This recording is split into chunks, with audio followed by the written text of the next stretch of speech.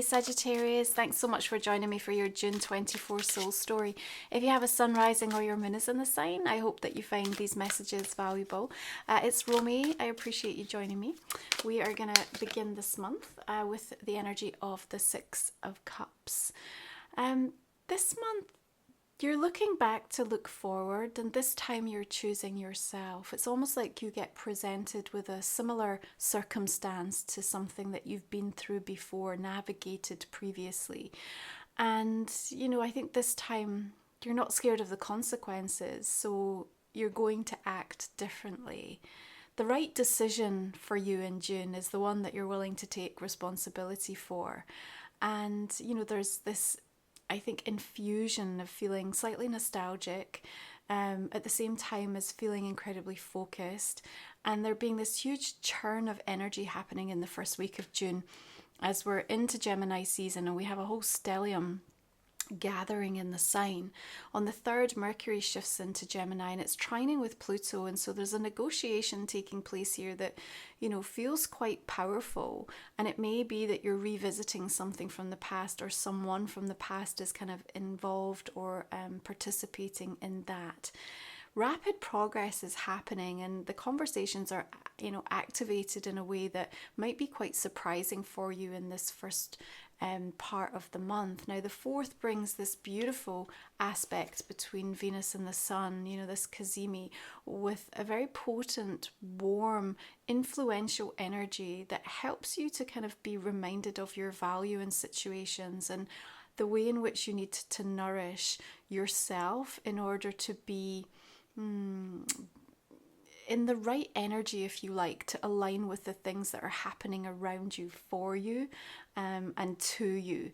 And this is right ahead of the new moon in Gemini happening on the 6th at 16 degrees, and it really will feel like that fresh start is taking place here. This journey is I think beginning as a result of important conversations that are taking place for you. Remember, Gemini season is that 7th house, and so there's so much illuminated, especially with Jupiter in the sign over this next year for you in terms of expansion around your network. The moon comes in because I feel like, especially in and around that new moon, you're kind of going deeper into something within yourself. There's a huge emphasis right now of being very directed inwards, and it's strange because it's kind of creating that vacuum within the collective. So there's a feeling in some areas of energy feeling very subdued, but at the same time, that inward focus will deliver new conclusions, clarity, understanding, deep psychic awareness. And then when the divine time is right, will be redirected externally, and then a lot's going to happen very quickly. And that could be something that sort of feels like it's packed in through the month of June, so the experiences feel quite varied. 1 minute it feels like nothing's happening, and then all of a sudden everything's happening at once.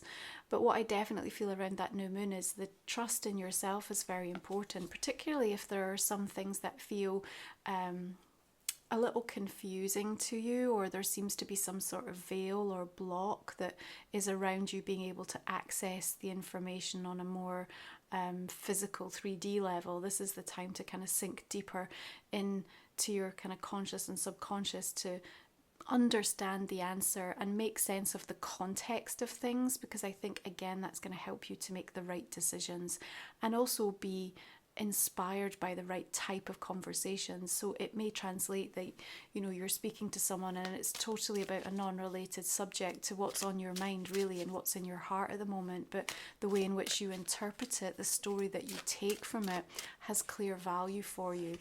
That person may have no idea, they may not understand the degree to which they're influencing a major choice that you're coming to or conclusion you're arriving at, right? 7 of Pentacles coming through here. Now Mars moves into Taurus on the 8th of the month, and I like this energy. It brings about the opportunity to take stock and make sure that the work that we're putting in, the action that we're taking, is very deliberate. There's an intentionality and a consistency and a degree of patience to know that actually a lot of the seeds being planted right now, you know, are going to take the time to bear fruit, and that you do want, you know, a lot of other energies to line up before you start to see some of the reward of that, because it will mean that there's more. You know, you can have a quick manifested outcome, but it just doesn't feel like it's going to be as rich and as deep and offer as much longevity as if you were allowing something to take its natural course, and, you know, some of the other energy that needs to come into play to make that even better. Okay, so keep that in mind in terms of some of the experiences that you're going through at the moment.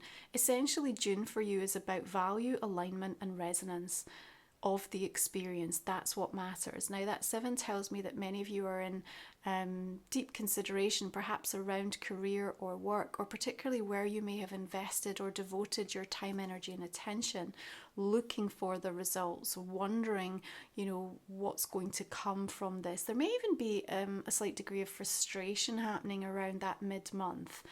It's almost like you know what you're capable of. You've witnessed it before. You've seen the signs. You've even had successes. So this feels like there's more. Where is it? You know, this isn't the full story. This isn't the end point. This isn't the conclusion. You'd be absolutely right in thinking that. But the tensity of Mars squaring Pluto on the 11th brings up within you. Remember, Pluto being retrograde, so it'll be inward focused.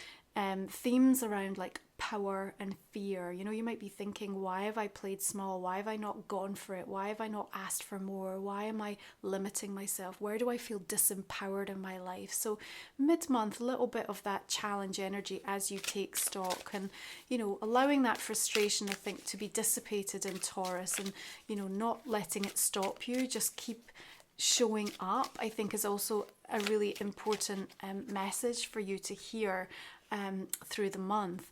10 of Wands says, you know, it matters what you think about what you're doing, because we can totally transform our experience, right? You know, something can feel really hard, but we can be motivated by it, inspired and challenged by it, and as a result be shaped by that experience in really powerful ways.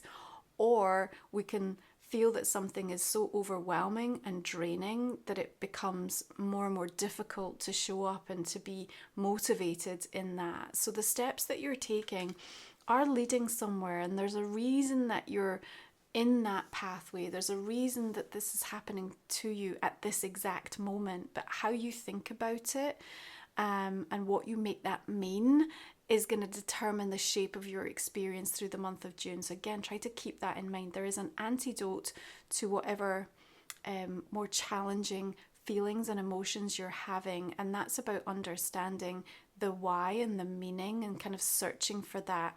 And I think it sort of brings up a new degree of commitment, if you like, to actually see something through. Okay, and the other thing that feels important through the course of this month is this repeated reminder to keep choosing yourself this time. That's kind of what they're saying to me, choosing yourself this time.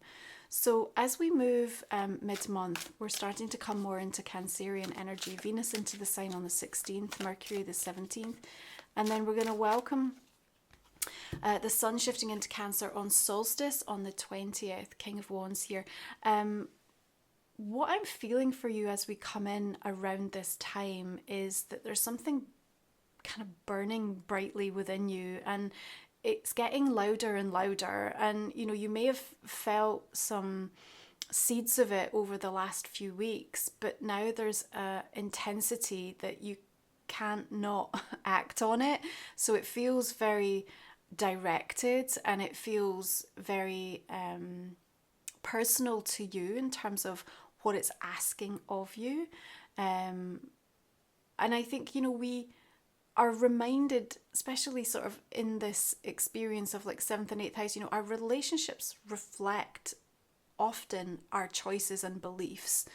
And so if you can reflect on what your relationships are saying about your choices and beliefs, I think when you come to the end of the month, is going to be supportive again and helping you to make decisions that are going to be better for you and that you're prepared to step up and take accountability for.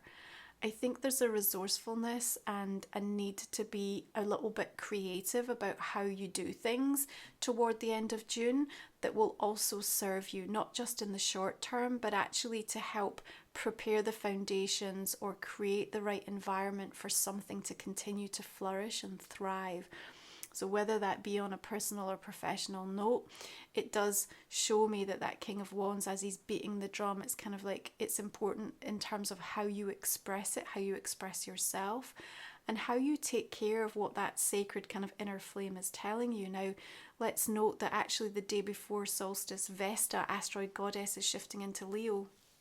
And here she's searching for spiritual meaning.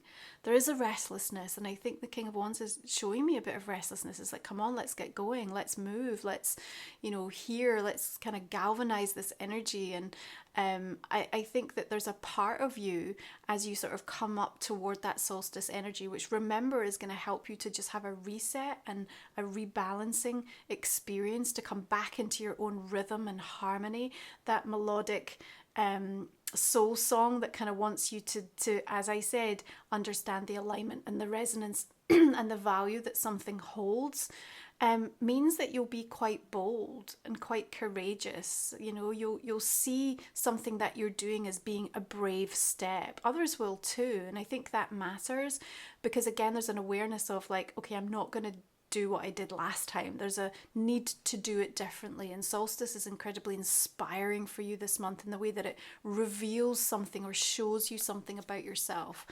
Now, of course, the next day we're also going to be bringing the full moon in Capricorn through. Now, this is the first of two in the sign, yeah? The second one is happening on July 21st, and so you kind of have a second chance actually to allow something to be fully released, surrendered, and revealed. So there's a sort of working process I think you're moving through June, July. The Chariot here, I quite like this energy actually around that full moon because it tells me that we're able to power ahead. We're powering forward. And this is why I'm saying like how you make this experience, like what you make it mean is everything. Because if you get yourself to a place where you feel too drained or too burdened to be able to take something on, then you're not going to be able to tap into that sort of tailwind. That's how I feel, there's like a tailwind energy that comes in, perhaps following a headwind that feels like it's slowed you down a little bit.